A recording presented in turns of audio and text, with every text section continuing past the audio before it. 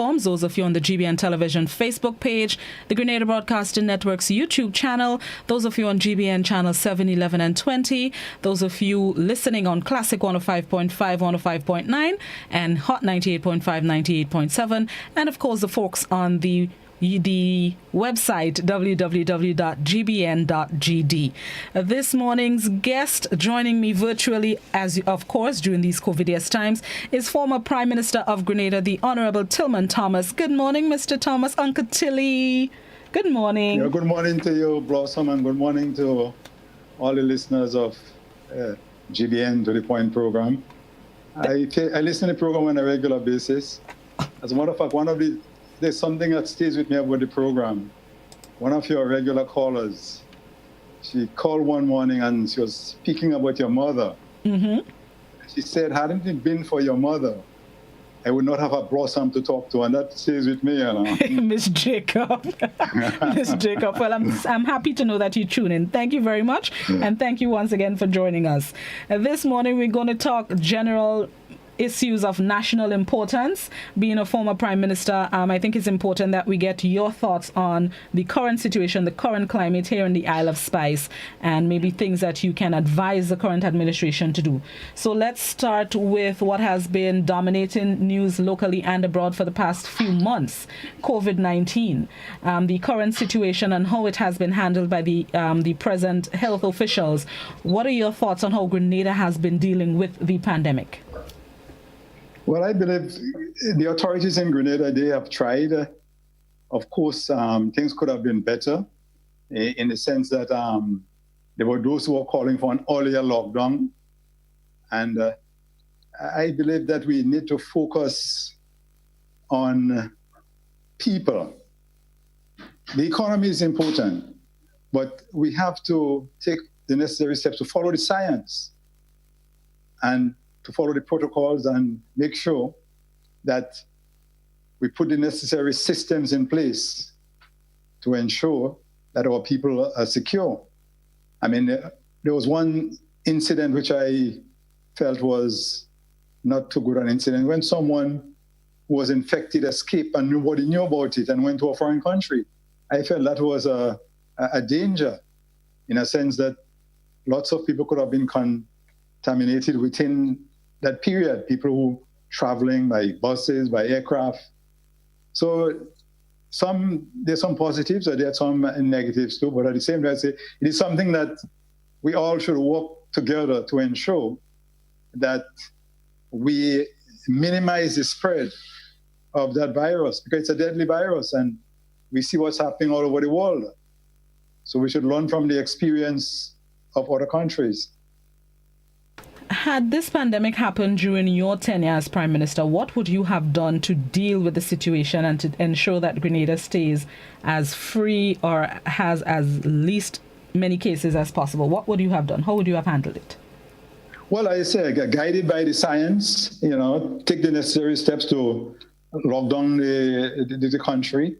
At the same time, trying to make sure that we maintain the social distancing, the people carry the mask, do whatever is going to save lives, because at the end of the day, we all want to be safe, we want to be alive. And it's not only Grenada, it is an international phenomenon. So we have to be guided by those with the expertise and the experience and to follow a proper protocol to ensure that we do what is in the best interest of our people.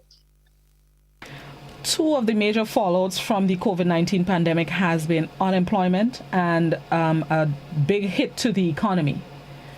Your thinking on the unemployment condition in Grenada, and even prior to COVID, the unemployment status in Grenada, and how can we revive the economy going forward, bouncing back from the effects of COVID-19? Well, I believe we have to focus on the resources we have within the country, first and foremost, which is agriculture. There is great potential in the agricultural sector. We need to get more involved in the agribusiness, not only growing agricultural crops, but processing agricultural products.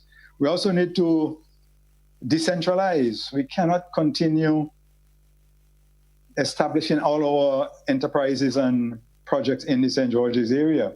We need to do some decentralizing to spread developmental activities throughout the country. This is why when we were in government, we engaged the University of the West Indies to establish a campus at Hope. The lands there were secured and everything. That would have bring about a lot of economic activities in the rural areas and create opportunities for young people in the rural communities to have access to an educational institution. Somehow, when the NNP came into office, they did not pursue that project as we expected them to. Another project which we felt, again, looking at decentralization and creating economic activities in different parts of the island, was moving TAM-CC to Laura. The site was identified, the Caribbean Development Bank was providing the funding to establish TAM-CC at Laura and to establish a technical college in Tantine to specialize in technical education, because Grenada is quite behind in technical education. And if you want to fight unemployment, you have to equip your people. And there's no better way to equip your people than to have them trained technically. I mean, over time, we introduced technical education in the primary and the secondary level. Today, if you go around and make a check, I don't think it is functioning as we expect it to. And that is, education is a means of really fighting unemployment, especially when you are technically equipped. There's a demand for technical workers. Sometime in 2014, they were asking for skilled workers, woodwork, with CVQ 4 and 5 level. And Grenada couldn't provide any. So we see the need for equipping our people technically so that they could function and earn livelihood and provide services to various communities. So education would be something where we have to focus a lot on technical education or agricultural resources, in particular investing in more in the agriculture sector. When NDC was in office, we gave full support to the Diamond Chocolate Factory. Today, it could be regarded as a success. And I'm making this point to show that what the NNP is doing today, Dr. Mitchell and the NNP, they're actually trying to undermine the farmers of the country. Not undermine, but to, in a sense, to emasculate the farmers, because they have come up with a draft legislation to create a board. They really don't care about the farmers. When you read the draft legislation, they just want to create a board to control the nutmeg and cocoa industry. Because as it stands presently, the farmers of the country elect the members of the board periodically, the majority. The government may have one or two. But with the present law, the Minister for Agriculture would be appointing all the members. Could you imagine that? The farmers working, it is their business, it is their interest. You want to set up a board and giving the minister authority to appoint all the members of that board? That is emasculating the farmers at a time when you're supposed to empower people. The talk today is empowerment. We have to empower farmers, empower nurses, empower people in different areas in life. But to come now, instead of empowering the farmers, treating the farmers, I personally regard it as an insult to the farming community to set up a board without the farmers having an input or appointing or electing the majority of the members of that board. It is not in the best interest of the country, and as Grenadians, we all have to be concerned about that. Speaking of farmers, these COVIDious times have taught a lot of us the importance of agriculture, and not enough emphasis being put into the sector prior to COVID wreaking havoc on the economy. What needs to be done now to ensure that we continue putting focus on agriculture? Even as the tourism sector revitalizes, we need to keep focusing on agriculture. How can we do that? Again, well, we need to come up with programs and to get young people involved in agricultural activities. Government needs to provide incentives to the farmers. And I say we need to get involved not only in producing raw material, but to get involved in the agribusiness. like the late Dennis Noel with the nutmeg. I mean, the La Grenade Industries with the jams and jellies. Again, the chocolate company. We need to get more involved. Avocado. We could get involved in something to process avocado. Avocado is a product that is in demand. It is a health product. It's good for the skin. It's a lot of the ladies use products from avocado, and we grow very good avocado in Grenada. So we need to provide the leadership and the guidance, those in authority, to get more involved instead of importing all this carrots and cabbage and things from abroad. We could produce all these things here in Grenada. But first and foremost, we need a mindset. We need to recognize the importance of agriculture and the value in working in the agricultural sector. Some people see it as, working in land, and they think of you as being, second-class citizen. And so we have to move away from this mindset. It is a productive thing you're doing. You're producing food. When you could produce your own oranges, your grapefruits, and your avocado, your golden apples, and so on, these are healthy things to eat. So we need a mindset, and we need to give the support to the young people in particular to let them know the importance of agriculture. And it is economically viable because there's a demand for these products. So there is need for that focus and that mindset, that agriculture is important. Agriculture is life. Without agriculture, we cannot survive. One of the other issue of national interest relates to the impasse between government and bus owners. The bus owners have been calling for a 50-cent increase because of reduction in passengers allowed on their transportation, whereas some members of the public are saying, we agree with the increase, but not now. How do you think this situation can be resolved soonest so that everybody could be happy? Again, I think it's good for government and the bus drivers to sit down and look at the figures, look at it realistically. Running a bus is a business. Over the years, we have had increases in lots of accessories that the buses use. We cannot run away from this. In particular, the government collects $5.50 on every gallon of gas motorists buy. I see no reason why some concession couldn't be given to the bus drivers, in particular, in relation to gas. That is an area I don't think would create much debate, because years ago it was $3, and we know that the difficulties the bus drivers face with now is they have to have limited numbers of persons. But it calls for dialogue, and one has to be realistic.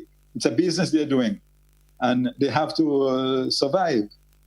So I don't think 50 cents is an exorbitant amount, at this time. There are lots of, some people have been inflating prices now because they take advantage of the situation. But here you have some control, and I would like to see government and the bus owners or drivers come together and look at this situation from a business standpoint, and to be fair and reasonable. You see, whatever we're doing in life, we have to be sincere and honest about it. Not to score points and to say who win and who lose. Life we should try to live. As the master said, he came that we should live, not only have life, but to live abundantly. And if we don't want to relate and communicate and respect others, we cannot really live that abundant life. And let's zero in now on your place of residence, St. Patrick. What's the latest happening in the St. Patrick, the development of the constituencies, both east and west, and what else needs to be done to get St. Patrick up to a standard where you would be comfortable or happy with the progress it has made? Well, of course, we must recognize that in recent times, they have been working on the road project in St. Patrick's, which is good. Since in our time, the measurements for those roads, the St. Patrick's Road Development Project, the area from Tivoli to come up to Hermitage, area called Google Bailey, work has been done there. This is good. The Kalalu area, whenever it rains heavily, there will be flooding and the people could be in danger. the walk on the road is something that we recognize is something good for the area. But in terms of economic activities, we don't have much commercial or other activities in the St. Patrick's area. Again, we also wanted to see the expansion of TAM-CC, well, the campus at St. Patrick's, to be more active. I think there's some activities going on there, but students before the lockdown, still most of them used to travel down to St. George's. If we could minimize that, that would make life easier for people who live in the north of the island. There is need for more economic activities. There is no doubt about it, commercial activities in these areas, but there is need for this whole idea of decentralizing. And to take the initiative, you need government and business to get projects going where people could be involved in being employed and being involved in productive activities. Because you have to bear in mind, St. Patrick's is the furthest point from St. George's. So when someone from St. Patrick's gets a job in St. George's, there's a lot of travel up and down. If not, you have to find places in St. George's again, which is not the best thing. If people could remain in the community and work in the surrounding, that is better for the economic environment. And that is what I would like to see. I mean, more decentralizing of activities and economic activities in the various parishes. Is there a specific sector that can help St. Patrick get to that point where you want it to get to, that it's missing and is needed? Well, the same agriculture and, tourism to a certain extent, but agriculture, St. Patrick's has great potential in agriculture.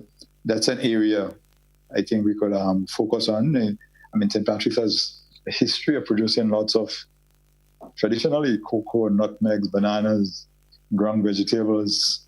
I mean, in the lower belt, Shambo area, food production, I mean, ground vegetables, that area is noted for producing lots of these things. So if it could be done in a more organized and systematic way, we might be able to supply lots of the hotels and other businesses with food from those areas.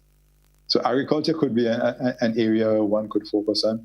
Again, I say technical training is, if we could get our young people to be trained technically in woodwork and other technical areas, I mean, ICT, like right today, everybody's working from home and there's this focus on information communication technology. If you could expose our young people to be trained in these areas so that they could be gainfully employed and become gainful and productive citizens of our country.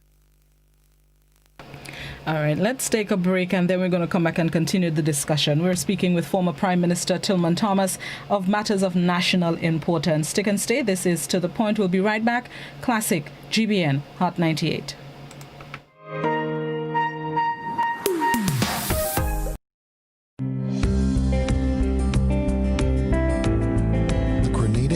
Authority is taking all the necessary health and safety measures to protect staff and passengers from COVID-19 at both the Maurice Bishop International Airport and the Lauriston Airport. The Airport Authority assures the general public that it continues to follow guidelines outlined by the Ministry of Health, CARFA, and WHO, and has employed international best practice measures such as sensitization sessions for staff, enhanced passenger screening, improved sanitation protocols, and monitoring updates from official local, regional, and international agencies. The safety of all our employees and passengers is our top priority. Thus, we have improved signage and taken additional steps to remind all our employees, passengers, and other stakeholders of the 6 feet physical distancing protocols, wearing of masks, and other sanitation measures. We have also installed additional sanitizing stations throughout the facility, floor markers, plexiglass sneeze guards for customer contact points, as well as COVID-19 testing stations. Upon entry to the terminal, all passengers are screened by public health officials and required to fill out health declaration forms.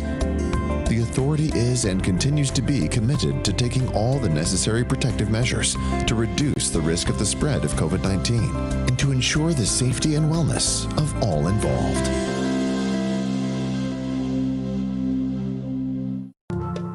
Greetings, everyone. I hope this message meets you and yours in the best of health as we join in encouraging all to act responsibly. COVID-19 presents the most serious and deadly challenge any of us will experience in our lifetimes. We must act now. We need to keep the Caribbean safe. We can all help to stop the spread of the coronavirus. Please stay at home. So Caribbean people, please stay home. Caribbean people, please stay at home. Please stay home. It's that simple. This too shall pass. But for now, stay home. Stay in your yard. Stay home, stay safe.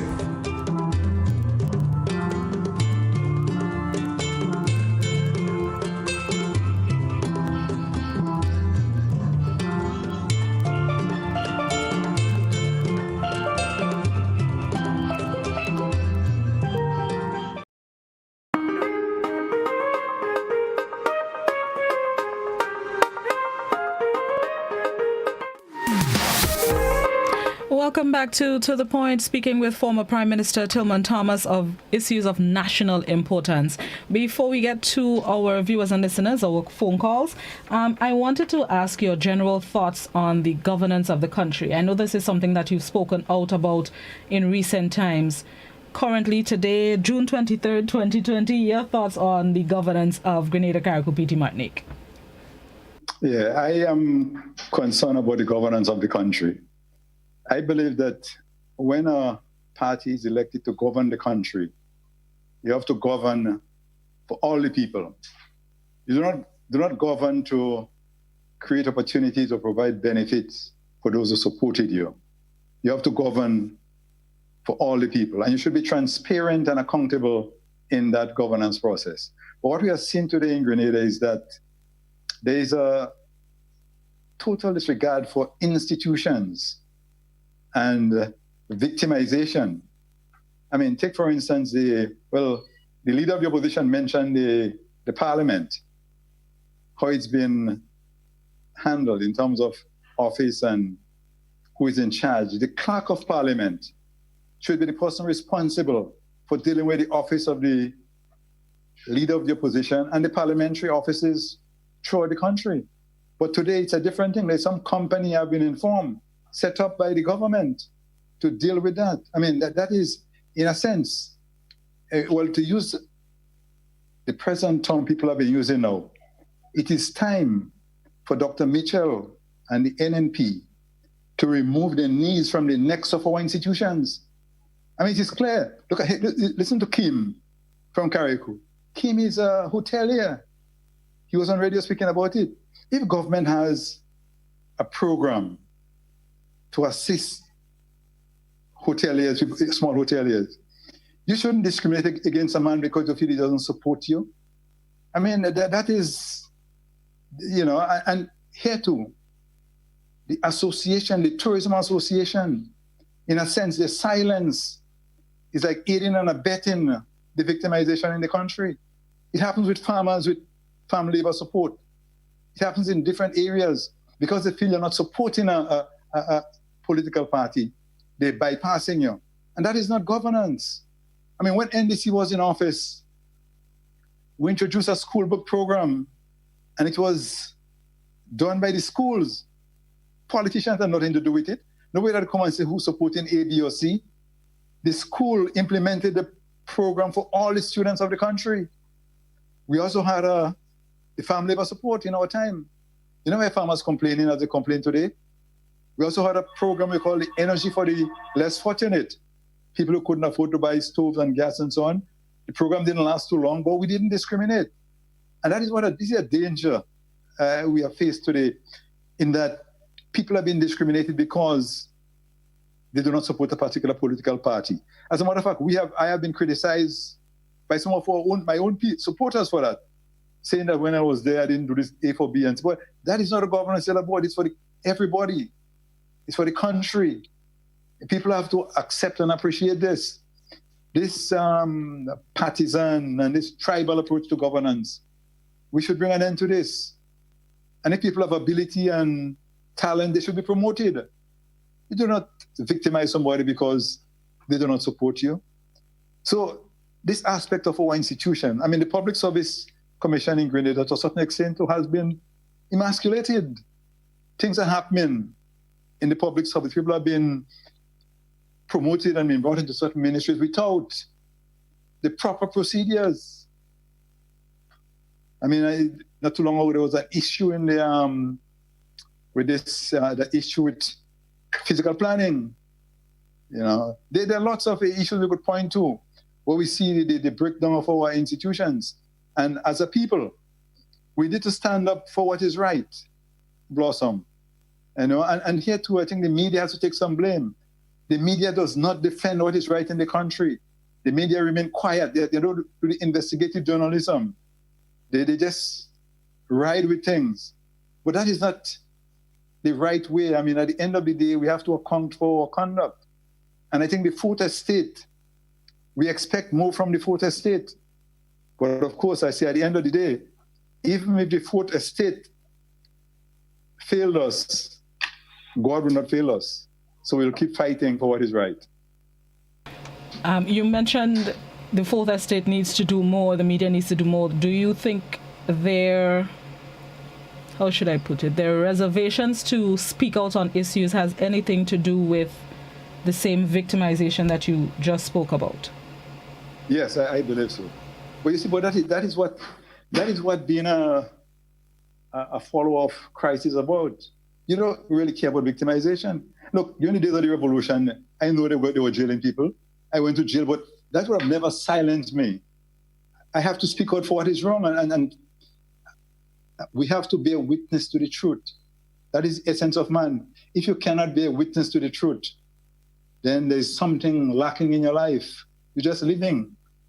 You know, there is something what is true. There is truth in the world. I mean, we cannot hide from it.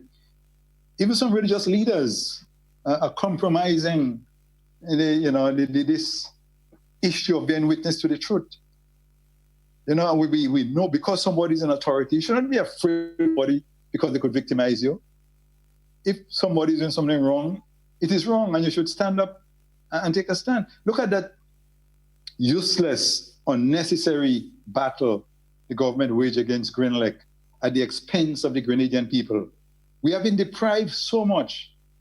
And it was clear that there was nothing to succeed there. Kit Mitchell and Gregory Boeing, because of the personal agendas, went on a spree. Over $5 million US in legal cost alone. You know what $5 million could have done for the people of Grenada, especially in rural communities? That's just a legal cost. And there was they know they could not have won. When you read the judgment, it's been reported in the last few weeks, you will see they never had a leg to stand on and trying to blame NDC. NDC did what was right in the interest of the country. And the record would show this. And the judgment by the tribunal is revealing that. Look at the decisions we have made as a government. And look at the decisions that Dr. Mitchell and the NNP, the decision they have made, and compare them. And that is the fundamental difference between the NDC and the NNP. You would never find a Grenada Broilers Incorporated, the chicken farm, happening under the NDC. You would never find a Grenada Aquaculture Company under the NDC. And these are companies that ripped off Grenada. In a sense, I call the directors of these companies zombie directors. And this is why the farmers have to protect themselves from the zombies that have been attacking us. They have done a lot of damage to Grenada. Check out the millions of dollars that gone down in the Grenada Broilers Association. Check on the millions that gone down in Grenada Aquaculture, the so-called shrimp farm. Those are Grenadians who have to pay back this money. And you cannot account for it. You cannot manage what you have created and established. The farmers have created something over the years. It's not perfect. They could do better. There's room for improvement. But to say you come in and want to hijack it now, when your track record is one that is, I would say, notorious, reckless, to us, and it could be regarded as scandalous. And I'm not just speaking, the record is there to back me up. You go and investigate it. I mean, there's report from the Director of Audit on Grenada Broilers Incorporated. So the track record on governance of the NNP is something that Grenadians ought to be speaking about, and you have to protect Grenada from them. We have to protect Grenada and defend whatever is left. It's a battle, but we cannot give up on it. We now have a leader of the opposition for the first time in 7 years, I believe it is. There are some who are saying this is good for democracy. There are others who are saying NNP in government, NNP in opposition. You've been an opposition leader yourself. Now that Mr. Tobias Clement is in that position, what are your hopes for the office of the opposition, and what are your thoughts on what you would be able to achieve as opposition leader? Now, as opposition leader, Tobias Clement could do a lot. He could raise a lot of questions. He could, bring a lot of issues to the Parliament. He'll be the chair of the Public Accounts Committee. I mean, he has a major and important role to play.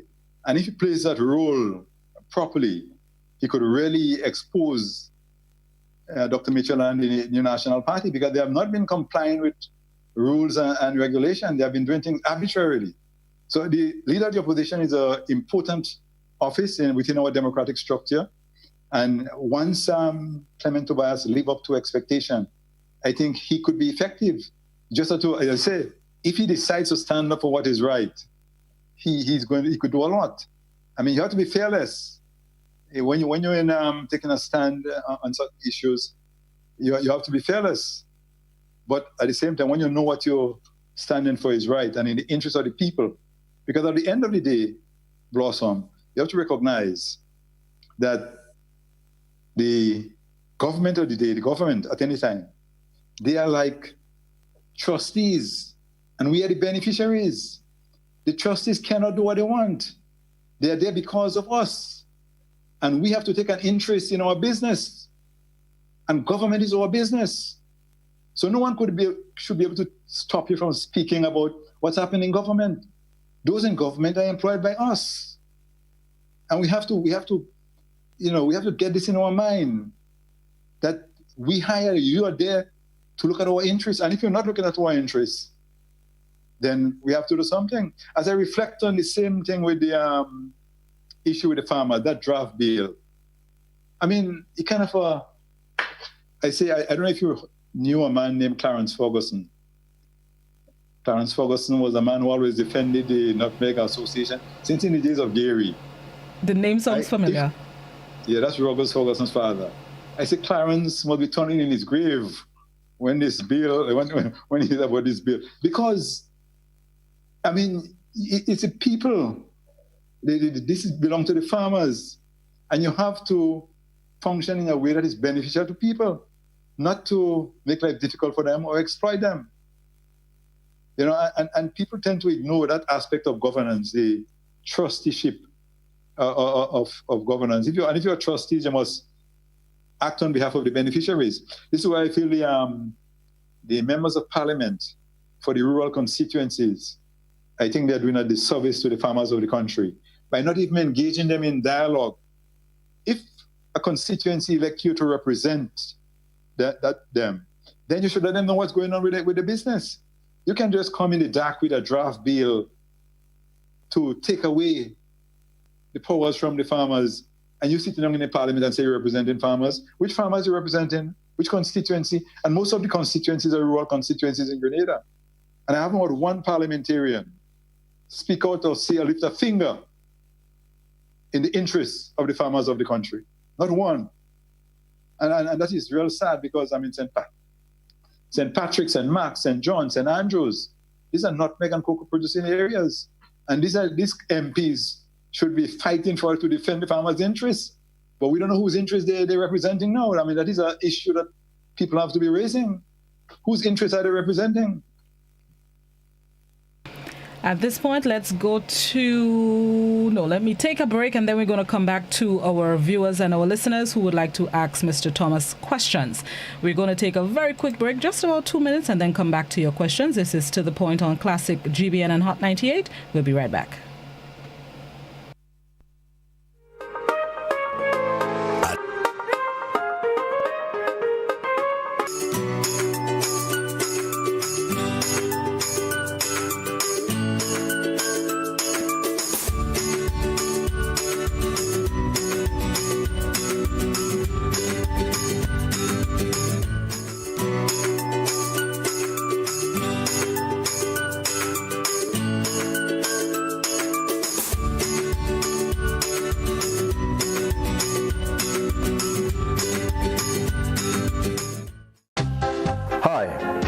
Francis Urias Peters. To really know who I am, you must look at the plays that I've written over the past 30 years, because they reflect hard work, discipline, and my inner beliefs. Now, these values were shaped by my earlier bringings, because I was always curious about my roots and my identity as a Caribbean man. Now, I'm a good listener, and K105 has always been a great source of education and entertainment. Now, while the station name may have changed over the years, it has always provided valuable information which enabled me as a playwright to document and to celebrate our history, our behavior, and our achievements. K105 is my choice. It's the national station.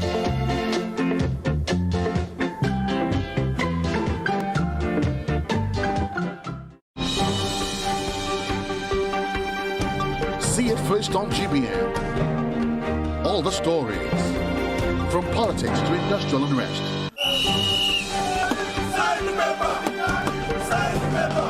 Tourism. Light it up. Light it up. Station 2 Grenada. Entertainment.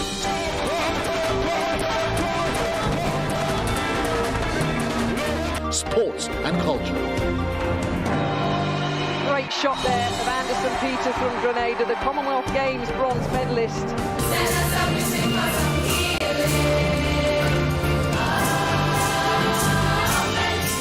See more on GBN, your most credible source for information. Nightly at 7.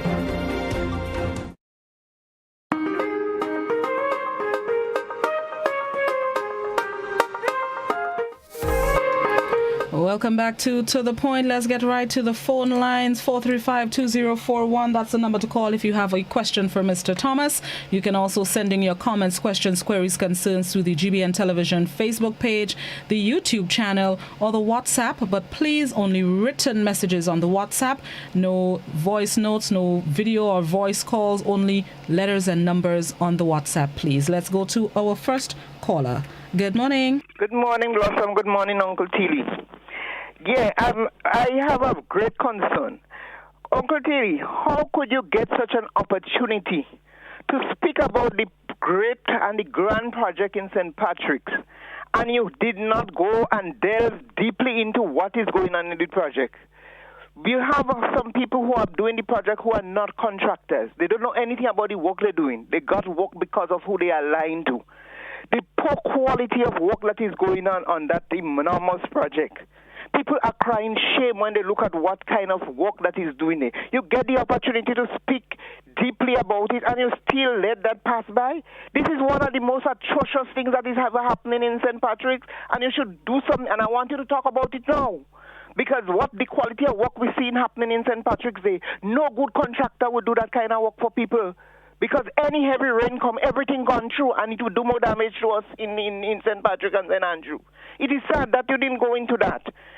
Thank you very much, caller. Mr. Thomas? Well, Blossom, I'm not a technical person. I'm not an engineer. I expect if somebody does a study and give me an update or a report, I would speak with some authority on it. But I wouldn't want to assess engineers and people when they're doing their work. I mean, people talk about it. You know, but I say one has to be competent and get the relevant information to speak with some authority on something like engineering. I'm not an engineer. But I would like to, Blossom, reinstate the point I made about the draft bill with the farmers, because the minister, that bill is giving the minister the authority to appoint all the directors, and the farmers no authority at all. The Minister of Agriculture will be appointing all the members to the board. And that is something that is very, very unfair, and it is a sad day for the farmers of this country. Whereas in the past, as I said, they were the one who electing the members. And at the time when we should be empowering people, the NNP is emasculating the farmers of the country.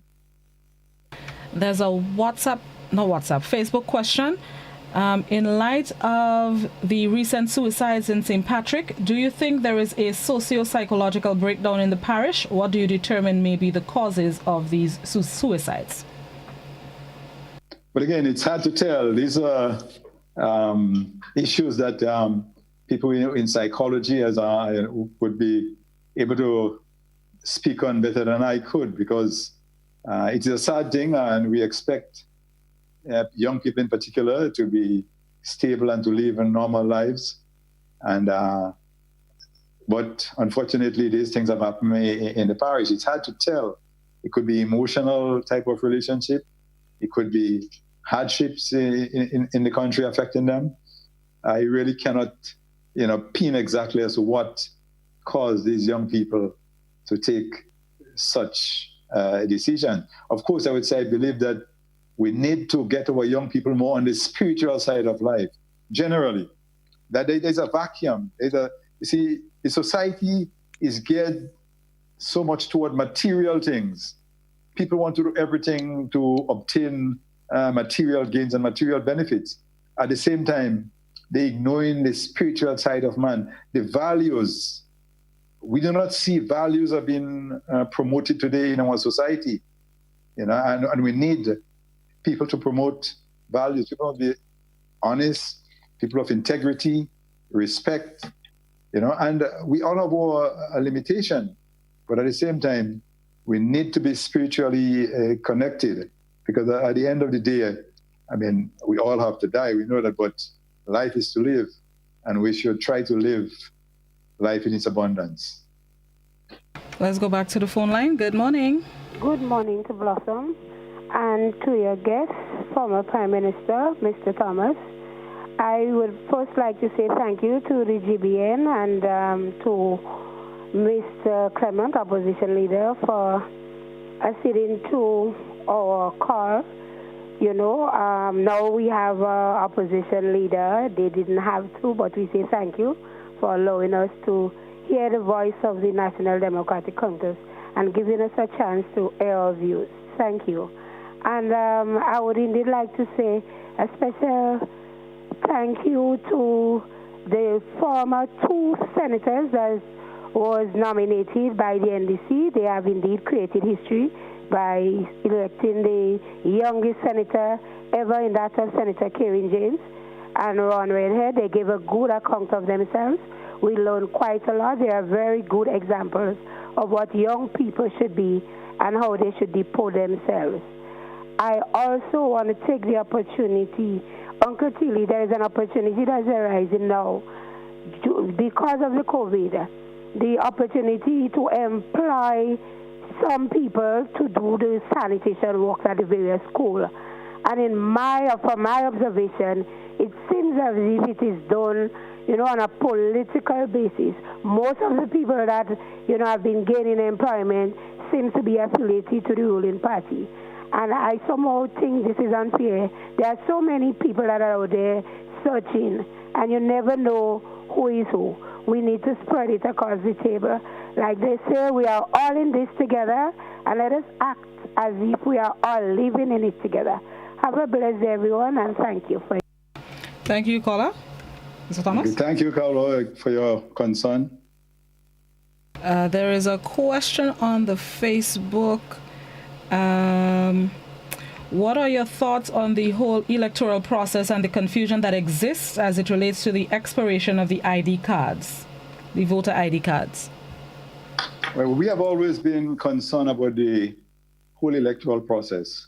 From the time Dr. Mitchell and the NNP removed the then supervisor of elections and install people who are loyal to them at the respective parliamentary offices. There's always that concern. Even right now with the lockdown, lots of people who went and took the photos and they expect to get their ID card up to today. They haven't got it as yet. And the electoral office is such an important office. This should be one of the first offices, getting back into action after they closed down. But up to now, it's not functioning as far as I know. And this is something that we should be concerned about. And I know the National Democratic Congress is going to look into it, because that is at the heart of the democratic system. We need to have a transparent electoral process. Look what's happening in Guyana. Look what's happening in Mali today. All over the world, people are trying to tamper and manipulate the electoral process. And they have to be resisted. We have to insist on fairness and transparency. And this is why we need to have people of integrity working at these offices. But when political people are being handpicked and placed in these offices, there would always be suspicion. And the right authority, again, I say the Public Service Commission should be given an opportunity to do its work in some of these functions. But as it stands today, everything seems to be political, and people need to be aware and to take a stand against these things. We need to live, in a more respectable and dignified community. We cannot settle for this type of governance. I will never settle for it. I will always take a stand, irrespective of what position I'm in the society. I always take a stand against oppression, victimization, and undermining of our institutions. A WhatsApp question: do you think this is the right time to reopen the Morris Bishop International Airport? Again, this is something that we have to get all the background information. It does appear that they want the economy to get going, but do we have the necessary infrastructure and the necessary equipment and so forth, testing and looking after people who come here? Could we protect? If you could open the airport and protect the Grenadian community, it's all well and good. But if you open the airport and you cannot protect the Grenadian community, it's a danger. So it is the infrastructure. Do you have the necessary infrastructure to really accommodate the people who are coming into Grenada, and to protect, at the same time, to protect the people in the country? I know, so at some point in time, the airport will have to be open. I see in Trinidad, the Prime Minister of Trinidad said he's not opening, the borders remain closed in Trinidad. But I mean, and the quarantine conditions in Grenada too, would we have the facilities? That could be a cost, and again, as people complain about the cost. I heard someone from abroad call complaining about he wants to come to bury his mother, and the time and the quarantine conditions seem to be affecting him. So again, these are very technical areas. We need to get scientific information. We need to make sure that we have the proper protocols in place. And whatever we are going to do, once we're going to protect the Grenadian people or the Grenadian community, that should be given priority. We should make sure that whatever we're doing, that the Grenadian community is being protected. Let's go back to the phone line. Good morning. Morning. I want to say a special good morning to the former chief public servant of this country, because the person who is the most honest, not perfect leader, most honest leader that ever praised this country, Tillman Thomas. And of course, and I could call you Tillman Thomas, because you're not thin-skinned. You're not like a certain person. If you call him Keith Mitchell, they want to kill you. But I am saying to you, the chief Tillman, what I cannot understand about these politicians is that they don't understand that they are public servants. Like you were the chief public servant. Any prime minister is the chief public servant, meaning that we are paying their salaries. They are accountable to us. And anything that they do for us, they're not doing us a favor. The monies that they're spending is not coming from their personal pocket. It is from the taxpayers of this country. You hear people calling and say they need a road, thanking the minister. I'm not saying that you shouldn't thank the minister as a matter of common courtesy, but you almost put it in on your pipe and smoke it and Tillman tell them that is what we are paying them to do. They are accountable to us. We are paying all these taxes. We have entrusted the affairs of this country for them to manage. Therefore, whatever is done, it is done on behalf of the people. And what I don't understand about these politicians and them from the chief public servant down, because the bottom line is that people could call them all kind of fancy name, minister, this and that, but you all are public servants. They're doing as though they're bigger than everybody else, and this thing does annoy me. Look at when you was in office. They talk about the leader of the opposition and the lady thanking Clement for putting you on. But you was the one that said all parties, you remember? You were the one gave GIS to all independent oppositions, and in George Grandes, the opposition used to come on the radio all the time, not one person. I have to compliment you personally too, because especially you were the one that opened it up to everybody, irrespective of who it was there. But getting back to the facts, is that what I don't understand with these politicians is that we pay their salaries, and everything that they do, you have to take the people into consideration, is that you do it on our behalf. Thank you very much, caller. Thank you so much. Yes, caller, I endorse that contribution fully. I agree with you wholeheartedly. There is a question on the Facebook. We hear about agriculture all the time, but who is really responsible for pushing agriculture? Is it just the government? Because all we're hearing, government needs to do this. Where does the farmer stand? Because the land is the farmer's own. Yeah, well, I believe it's a joint effort. The government give the support and they provide the leadership. The farmers will do the necessary work and to get the land into production. But when you look at how government relate to the tourism industry as compared to the farming industry, I believe that preference has been shown to the tourism industry. From that aspect, I think government should look at the history and the reality of the farming sector and to provide the necessary support, in terms of, I guess access is one, a road, they have farm road program, but it is a joint effort between government and the farmers. Government has a major role to play in assisting the farming community. And as we close, there's a question on the WhatsApp that asks, what are your thoughts on the direction the NDC is heading now? You are a former political leader of the party, and with a woman at the helm and the direction the party is going, what do you think? Well, I believe NDC is doing a fairly good job. I mean, if you've been following what has been going on, the political leader has been visiting constituencies, talking to constituencies. The party comes up with a program to care for others where they're providing food and so on for persons who are less fortunate and those students in some schools where there's no school feeding program. The party embark upon providing masks for people. There are lots of activities have been going on within the NDC. And again, I believe that the party has a very good team of people. I believe Ms. Bonner, her contribution in education is there to show what type of person she is and the contribution she made.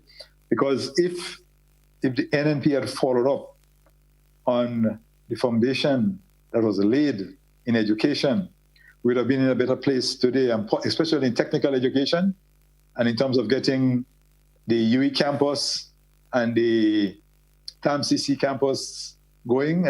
If they had followed up on this, we'd have been way ahead in education. So NDC is doing a fairly good job. I mean, there's always room for improvement, but there's a good team of people, and we're going to continue working and to ensure that we stand up for what is right and to restore our institution. Notwithstanding what happening now, we have to restore our institution and we have to bring back better governance to the people of Grenada, Carriacou, and the Petit Martinique.